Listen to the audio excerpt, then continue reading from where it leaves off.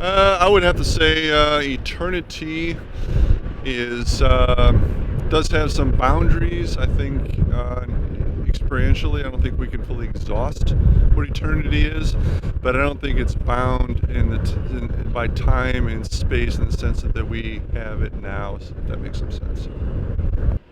Well, I think it's going to be like Earth to some extent. Um, it's going to be better. It's For a temporary stage. It's going to be sort of a disembodied period where we're going to be either with God or in purgatory or possibly in hell, in some sort of torment. Um, and for the rest of eternity, or it's going to be on a new earth, an earth like this, where we're interacting with one another in an embodied way, and we're going to have relationships both with God and with one another. But it will be a different kind of um, it'll be a different kind of life, a different kind of reality. I think something that will be without the sort of imperfections that we experience now and encounter, and it will be um, as God intended it to be in the Garden of Eden, something like that. Yeah, yeah. I think that there's some sort of it, like after everything is said and done, and like let's say all hell comes to Earth, I think that once people die off, maybe, like to an extent, yeah. Well, I've heard it's supposed to be perfect, and like everything that you've ever wished for would happen, but I kind of doubt that. Yeah. I think that it will be a little like now, but way, way better, perfected, and yeah. So just a lot better than now, and none of the bad things going on.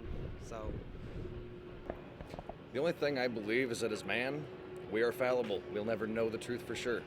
My beliefs are varied and change day by day based on the information I'm given. I'll die.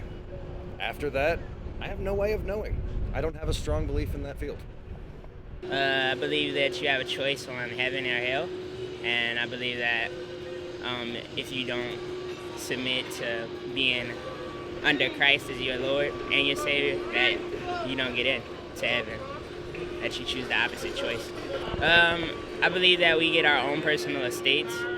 It talks about mansions in heavens, but looking into the Greek and Hebrew, we found out that it's more personalized, that Jesus picks it and does it for you. The things that you like will be up there and stuff as well. So, yeah. I believe it is a spiritual world. Considering the body doesn't go with you when you leave. I think it's heaven. That's just me. But it can be anywhere for anyone, honestly.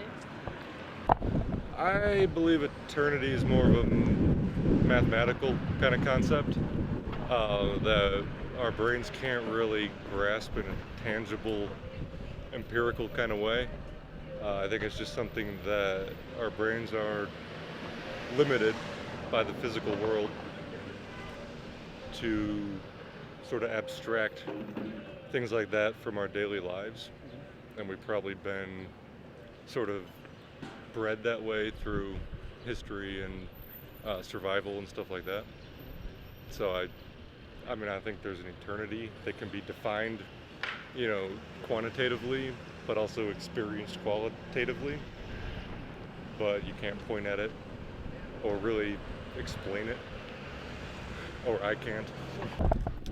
It's hard to imagine for me, but I think that eternity is probably just a place where there's no sin, and a place where you're rewarded for all the good things you've done on earth, and for, not that we deserve it, but just you finally get to be with Jesus. I think it's pretty cool. So.